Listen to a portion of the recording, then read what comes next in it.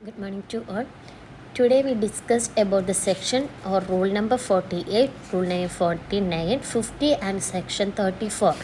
The first we discussed about the section, rule number 48, that is payment of TA, DA and sitting fee to the members of the society and of the committee. But in the number discuss the rule number 48 that deals with the TA and DA and sitting fees of the committee members. In this section deals with, according to the sub-rule 1, member of the one society attending a general meeting of another society may be paid TA, that means travelling allowance, and from their usual place of the residence, and DA, that means dearness allowance by the former society.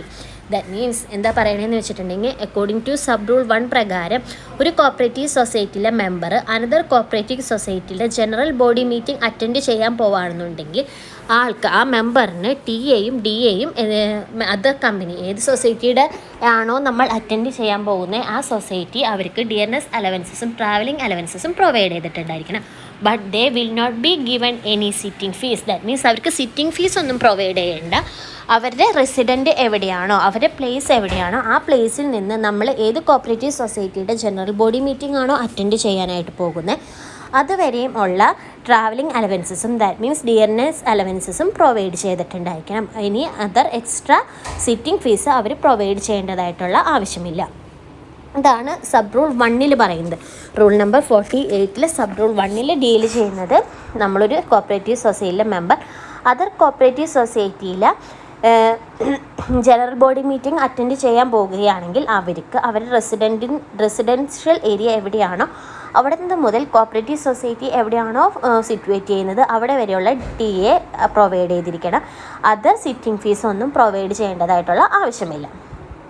Next പറയുന്നതാണ് as per sub rule 2, member of the committee may be paid TA and from their usual place from the resident as well as DA or sitting for attending the meeting of the company. Sub rule 2 പറയുന്നത് the member of the society or committee may be paid TA to and from the usual place of the resident. ഒന്നില്ലെങ്കിൽ നമ്മുടെ place എവിടെയാണോ നമ്മുടെ residential place എവിടെയാണോ അവിടെ നിന്ന് മുതൽ cooperative society വരെയുള്ള അതായത് ട്രാവലിംഗ് അലവൻസസ് എല്ലാന്നുണ്ടെങ്കിൽ ഡിയർനെസ് അലവൻസസ് ഏതെങ്കിലും ഒന്നാണ് പ്രൊവൈഡ് ചെയ്യേണ്ടത്. Or sitting fees for attending the meeting of the company. That means TA provide ചെയ്യുക. TA നമ്മൾ പ്രൊവൈഡ് ചെയ്തില്ല എന്നുണ്ടെങ്കിൽ ഒന്നില്ലെങ്കിൽ നമുക്ക് DA-യോ അല്ലെങ്കിൽ സിറ്റിംഗ് ഫീസോ ആ മെമ്പേഴ്സിന് കമ്മിറ്റി പ്രൊവൈഡ് ചെയ്യേണ്ടതായിട്ട് വരും. അതാണ് സബ് റൂൾ 2 പറയുന്നത്. സബ് റൂൾ 2 പ്രകാരം ഒന്നില്ലെങ്കിൽ TA നമ്മൾക്ക് പ്രൊവൈഡ് ചെയ്യാം, എല്ലാന്നുണ്ടെങ്കിൽ DA-യോ ഡിയർനെസ് അലവൻസസോ അല്ലെങ്കിൽ സിറ്റിംഗ് ഫീസോ ഏതാണോ വേണ്ടത് അതിലൊന്ന് നമ്മൾ ആ മെമ്പേഴ്സിന് പ്രൊവൈഡ് ചെയ്യാനായിട്ട് പറ്റും. അതാണ് സബ് റൂൾ 2 പറയുന്നത്. Next we move on the sub rule 3 provides that the committee members proceeding on tour in connection with the business in the society may be paid TA and DA for such a tours by the society.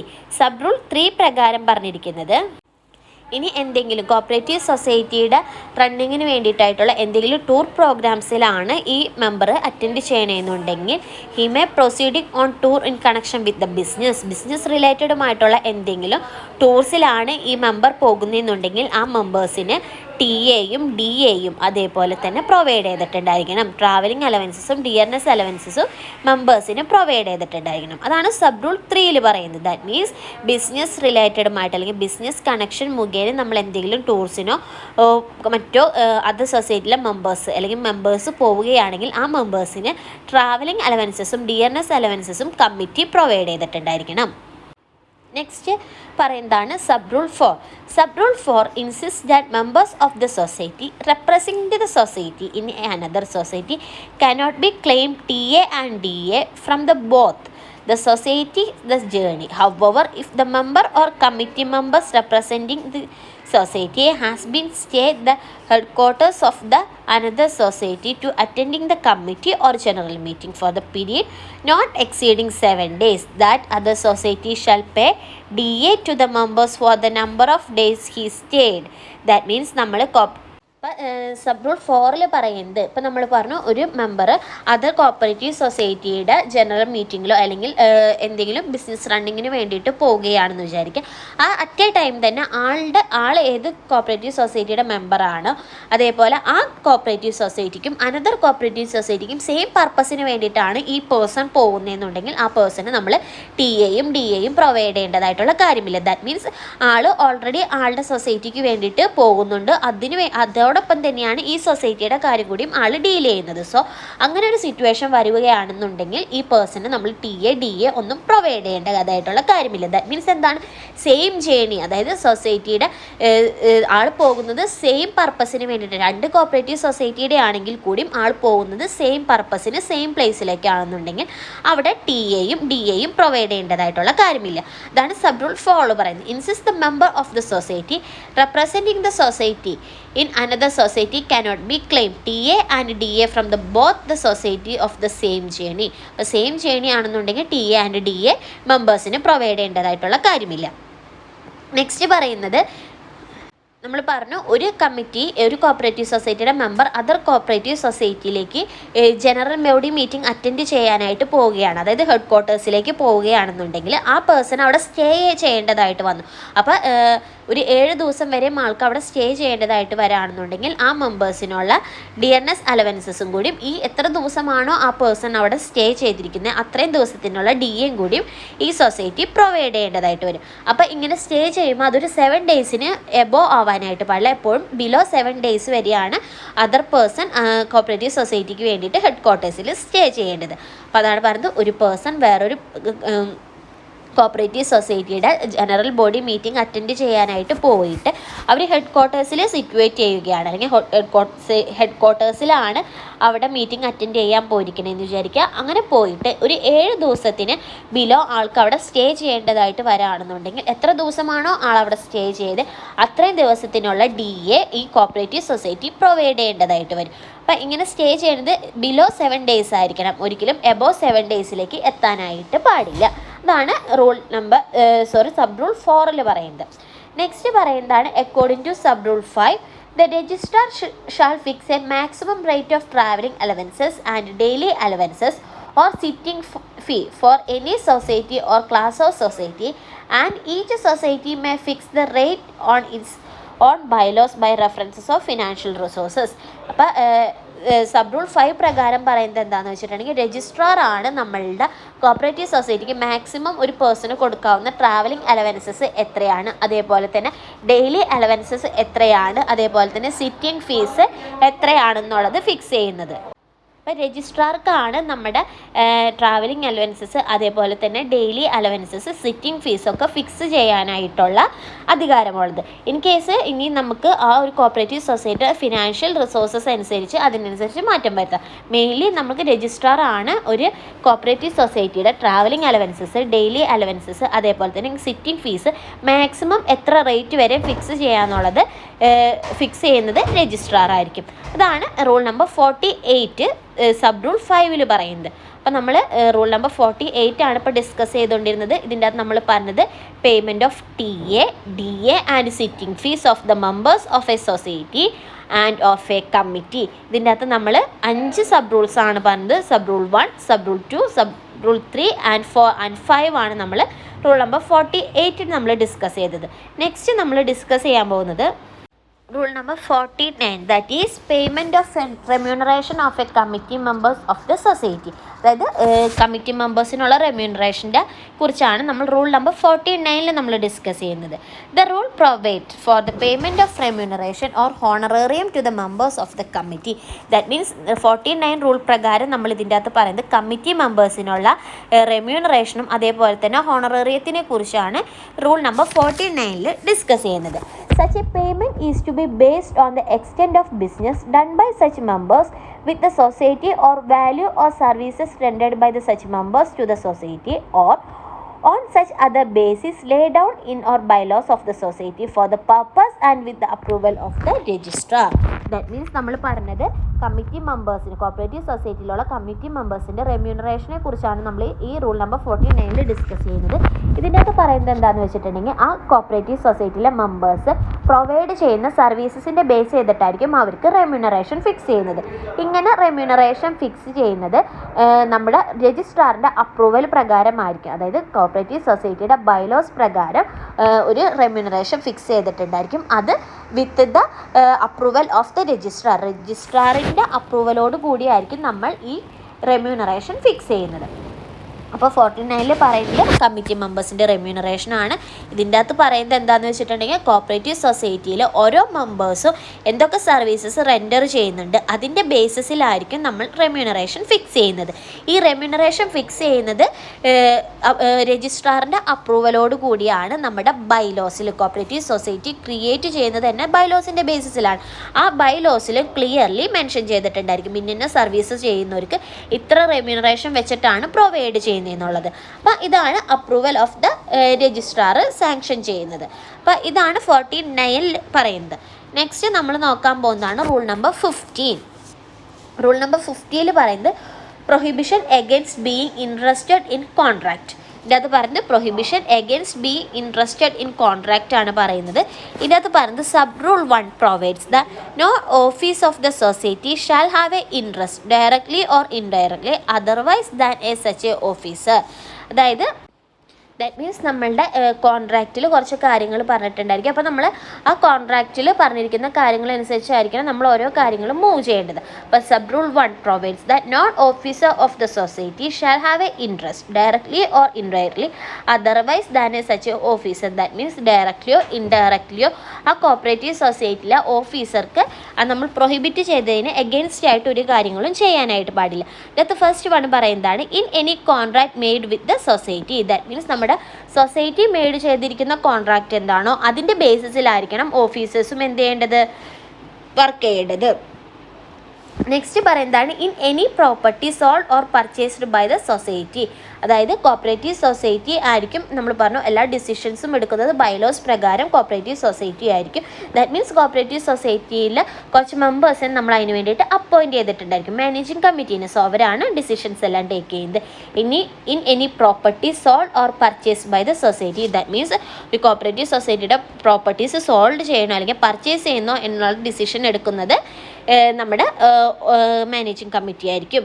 Next പറയുന്നത് in any other transaction of the society expect any investment made or loan take by the society or provision of residential accommodation by the society to any paid employees of the society.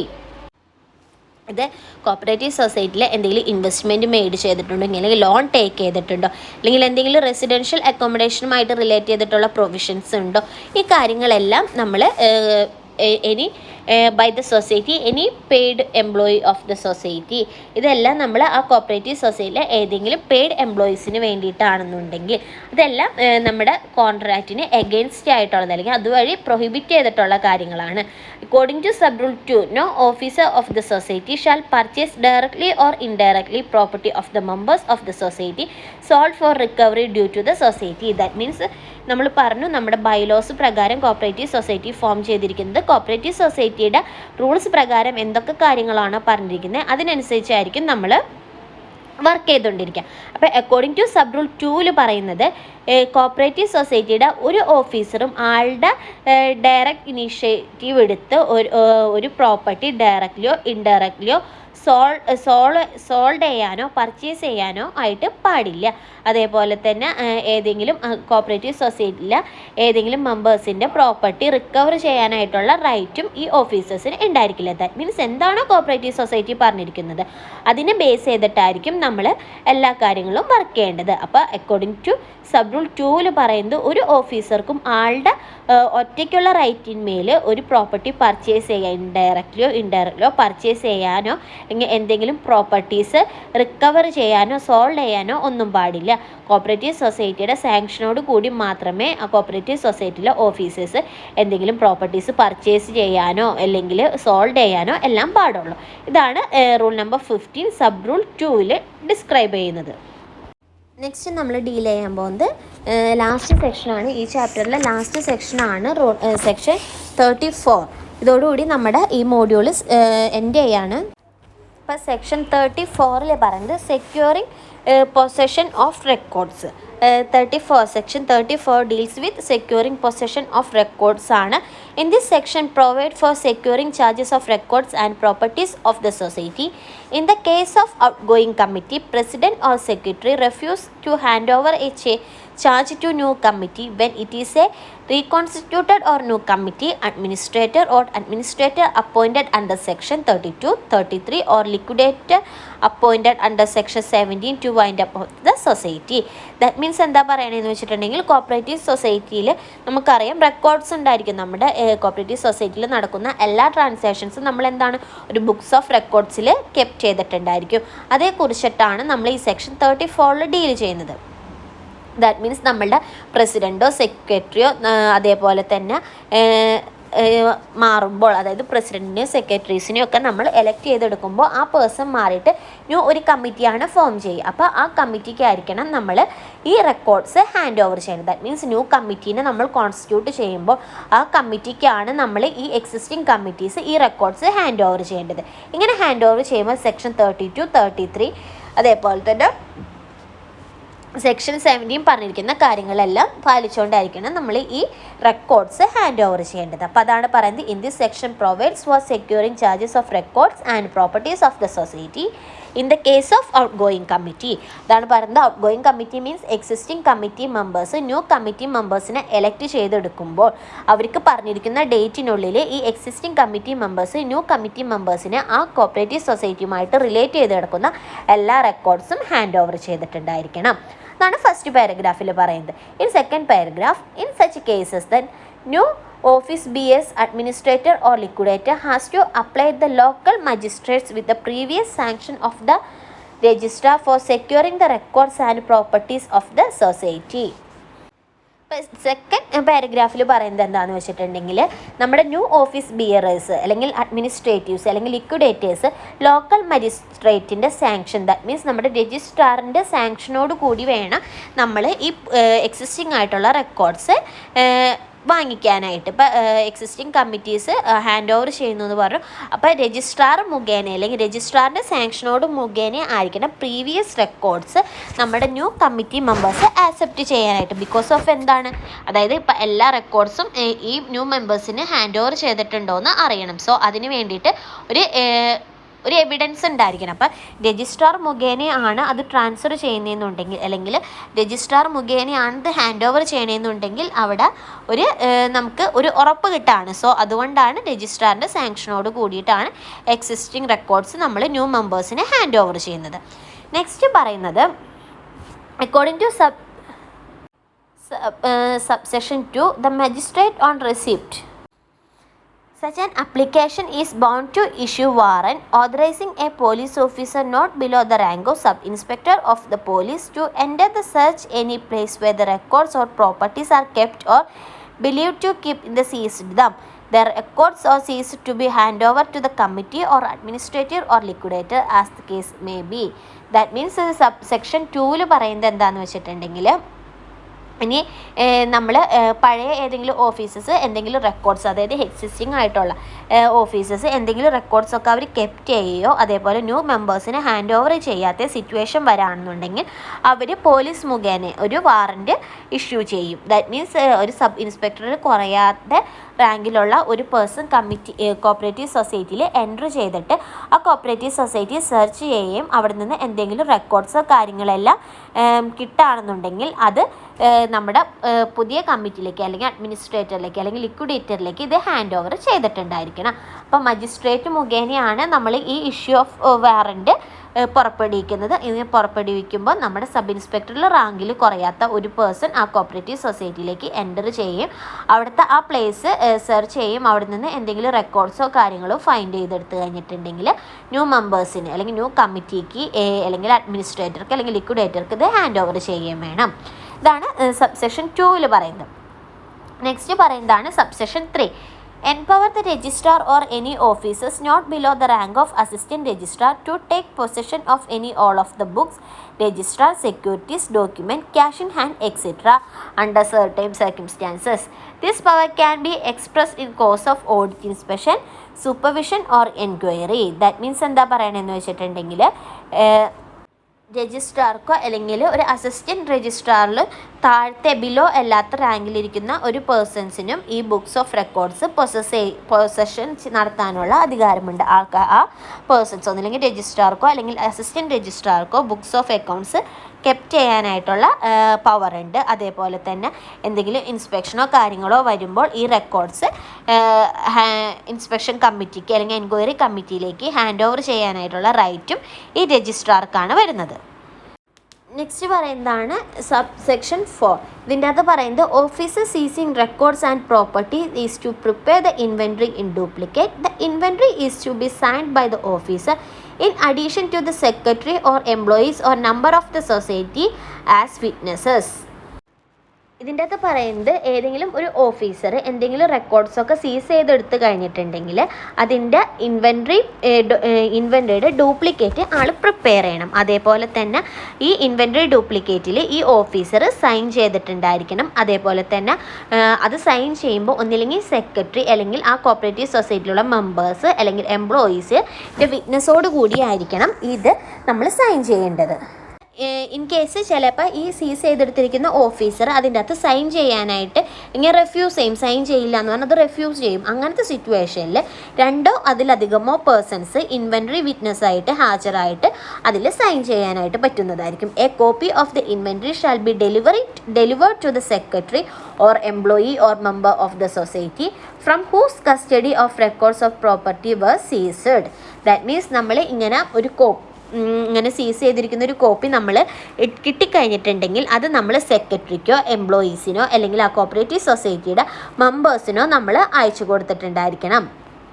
അത് ആരുടെ കസ്റ്റഡിയിൽ നിന്നാണോ നമ്മൾക്ക് ഈ records സീസ് ചെയ്തതെന്നുള്ള ഡീറ്റെയിൽസും ഇതിൻ്റെ അകത്ത് ഉണ്ടായിരിക്കണം. അപ്പോൾ സബ്സെക്ഷൻ 4 പറയുന്നത് നമ്മളുടെ എന്തെങ്കിലും ഓഫീസർക്ക് എനി റെക്കോർഡ്സ് കോപ്പറേറ്റീവ് സൊസൈറ്റിയിൽ നിന്ന് സീസ് ചെയ്തെടുക്കാനായിട്ട് പറ്റിയാൽ ആ സീസ് ചെയ്തെടുക്കുന്ന ഓഫീസർ ആ സീസ് ചെയ്തെടുത്തിരിക്കുന്ന സാധനം സൈൻ ചെയ്യണം. അങ്ങനെ സൈൻ ചെയ്യുമ്പോൾ സെക്രട്ടറിയോ അല്ലെങ്കിൽ ആ കോപ്പറേറ്റീവ് സൊസൈറ്റിയിലെ മെമ്പറോ അല്ലെങ്കിൽ എംപ്ലോയീസോ വിറ്റ്നസ് ആയിട്ടിരിക്കുമ്പോൾ വേണം ഇത് സൈൻ ചെയ്യാനായിട്ട്.